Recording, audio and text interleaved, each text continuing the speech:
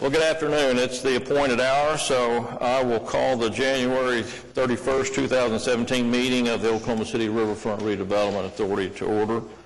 The first item is items from the chairman. I don't have anything right now. Item 3 is the minutes from the December 20th meeting. Do we have any changes or corrections? Second.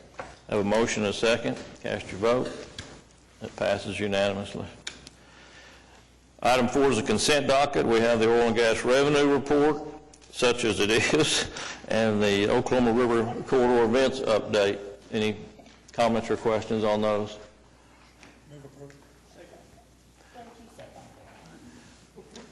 Cast your vote. Passes unanimously.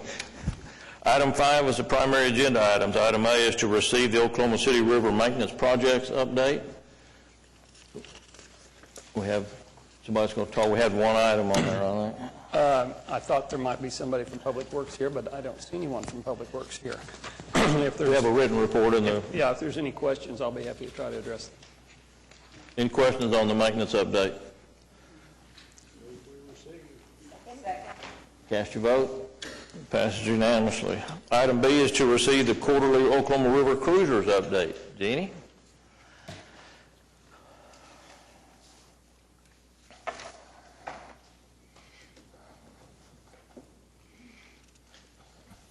Good afternoon, Mr. Chairman and trustees. The 2016 season for Oklahoma River Cruises was a record season. We're very, very pleased about that. Ridership for the season was up 27% over 2015 and 39% over 2014. The number of visitors to Oklahoma City using the ferry to travel from the hotels at Meridian into the Bricktown District just continues to grow. We'd like to acknowledge the Oklahoma City Chamber, Greater Oklahoma City Chamber. Some of the activities that we have and the service that we provide are promoted by the Chamber, and I believe this is where we're getting a lot of our foreign visitors. As the ferry is a very inexpensive way to get from those hotels into the Bricktown District. It's also a lot of fun. Riders per service hour is how we measure the efficiency of the service. The target is 11 riders. Keep in mind that a trip is 45 minutes, so that's actually more than 11 riders on the boat at the time to get that 11 riders per service hour. For 2016, we averaged 12.4, so we're well above our target. We attribute this to good weather, of course the work of Public Works to keep the locks and dams in good shape, and generating more awareness of the service. Facebook has been probably the most effective and efficient way we have of being able to do that, and it's certainly working for us. In addition, the HMS Oklahoma staff spends time visiting with the hotels in the Bricktown area as well as the Meridian area to continually keep them aware of this service to get their guests across the river. Jeannie, I should probably know this, but on days like today when it's so exceptionally beautiful, are they running? We're doing charters. We do charters. We do have charters going. It's nice to have good weather in January because January is a tough month to have charters, but we do have a few scheduled. Okay. Ridership was also up overall when you add in specialty cruises and charters. Charters for the season are up 22% over last year. We would have exceeded that 104 total from 2014, but we had several cancellations in December when we had some pretty rough weather, lots of ice. Boats were not able to leave the landing due to ice. But overall, most of those are being rescheduled, or they've simply elected to have another venue, but we hope to get them back next year. The ferry schedule for 2017 has been modified. Joe Acevedo, the general manager of HMS Oklahoma, spent some time not trimming the schedule so much. There's still the same number of hours when we're carrying passengers, but he's reduced some of the staging time, the landing time, when we're sitting at the dock waiting for passengers. This helped us save 90 hours in operating hours that cost us with crew and fuel. So by reducing those idle times, it's become a more efficient schedule. I'll tell you that Mr. Acevedo continually looks for ways to make the schedule more efficient and to find more efficiencies and cost savings in the program.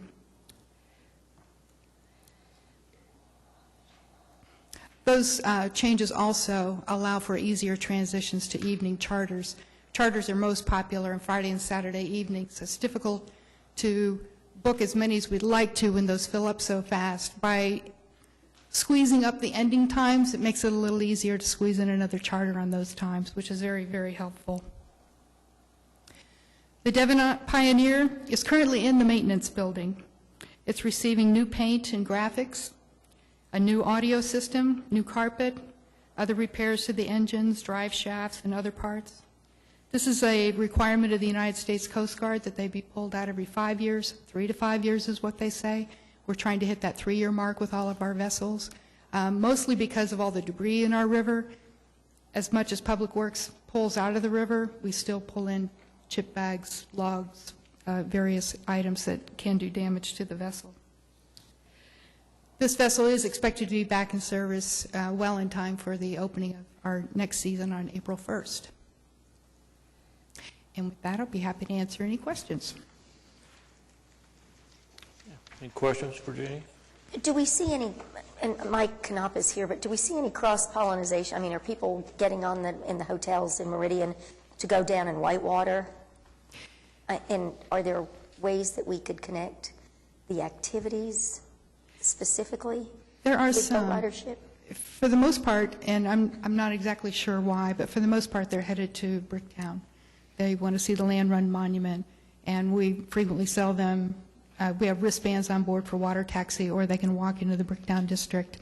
I have talked to some people locally who attend the River Sport Rapids and then may utilize our service in conjunction with that. I mean, I just wonder if there might be a way at the hotel side, you know, give them $2 off coupon or something to come down and use the boats. I don't, just looking for clients. And we haven't explored that in quite a few years, but it's probably time to go back and revisit that. Yeah, I think with it open now, it probably is. Once we get into the spring, it's probably a good idea. Yes, thank you. Any other questions? Motion to receive that report? Cast your vote. It passes unanimously. Item C is to receive the unaudited interim financial statements for the period ending December 31. Any questions, comments? Motion to receive? Cast your vote. It passes unanimously. Item D is park improvement and maintenance agreement among the Oklahoma City Riverfront Redevelopment Authority, the City of Oklahoma City, and the Oklahoma Shine Foundation, Inc., for installation and maintenance of improvements at Safari McDoulet Point, located within Crystal Lake Park on Southwest 15th Street. We have somebody, Doug? Good afternoon, Mr. Chairman, trustees, Doug Cupper, Parks and Recreation Director.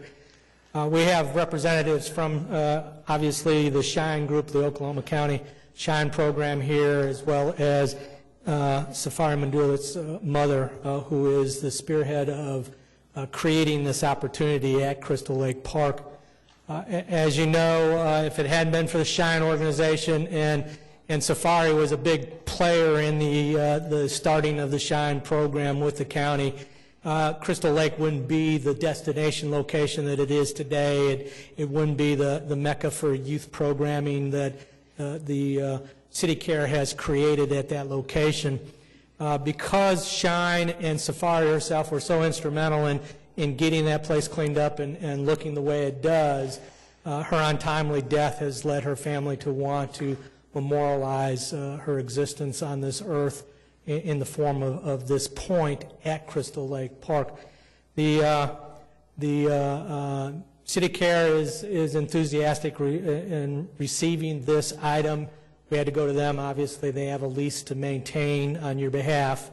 They maintain all of Crystal Lake grounds.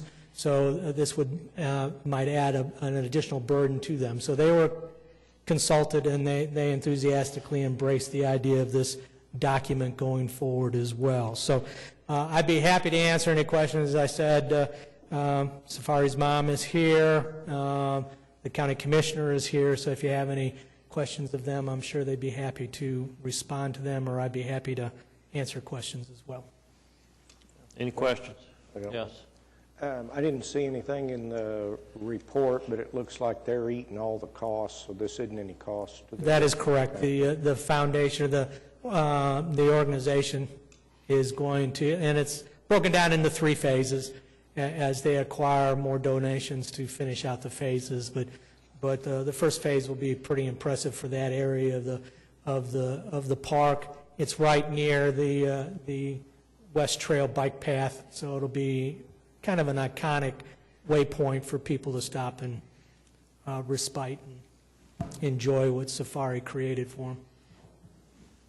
I would just say from the very beginning, I've been involved in the Shine program, and I guess in Crystal Lake, which then evolved into the Shine program and with Safari, and I think this is just real appropriate. It's kind of where it all began, and it really showed that something that was virtually impossible could be done. So really commend this. I know this has been a desire for a long time, and I think now with it moving forward, I think this is great. And Brian, you've been able to fund it through a lot of the concerts and things that you've done to raise dollars and raise awareness about what's out there. So thank you for all your hard work. It's nice to see Patty here. Anybody else? Very good. On behalf of the River Trust, we're very happy to do this. I think it's going to be an excellent addition out there, and appreciate you bringing that forward. And Commissioner, thanks for your work out there. I'll move approval. Cast your vote. It passes unanimously. Item E is a request from the Oklahoma City Boathouse Foundation to name the Riversport Rapids Whitewater Building the Aubrey K. McClendon Whitewater Center at Riversport Rapids in honor of the late Aubrey McClendon for his leadership and generosity in the creation and development of the Boathouse District. Doug, you going to speak on this? Just as an introduction, Mike Knopp can better express the circumstances by which we would like to suggest to the trust that this facility be renamed. So if, with your permission, I'd like to have Mike come forward.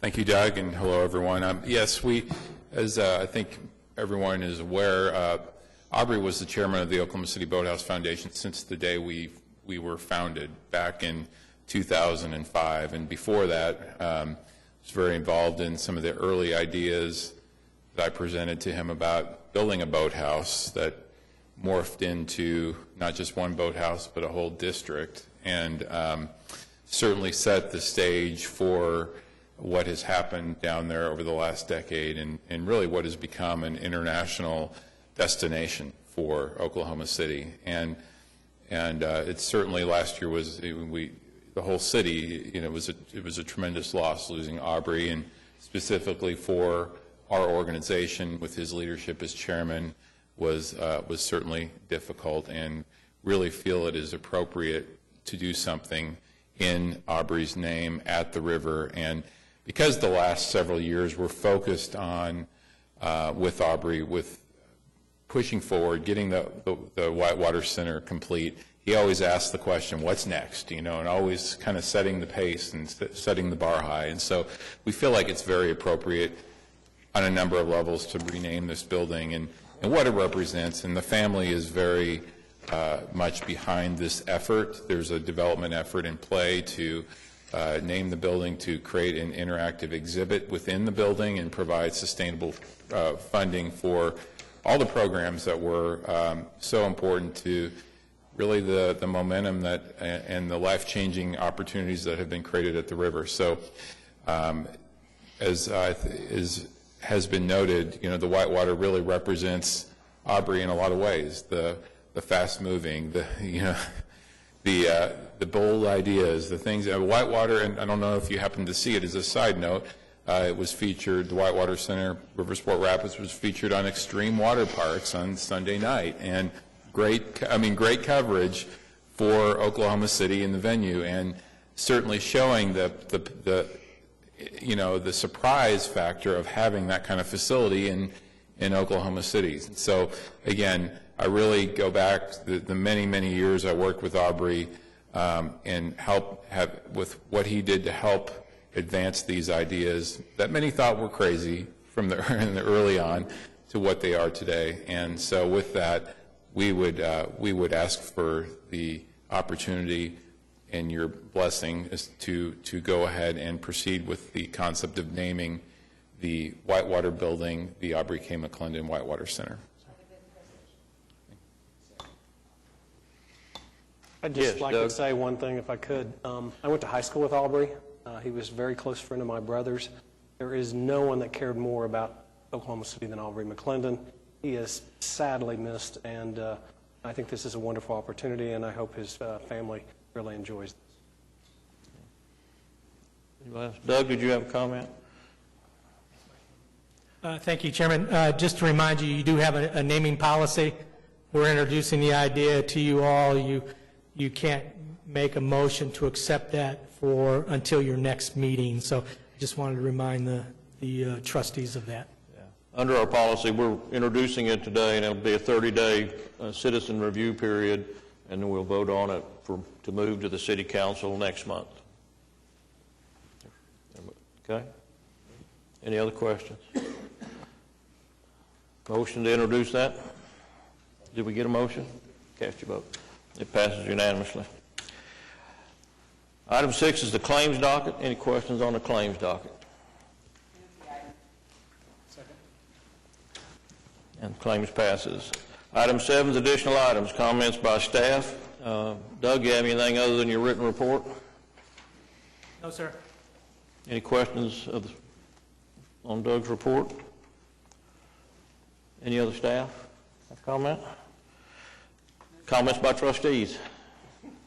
I think we got 3 council people wanting to get out of here. I think they had a long meeting today.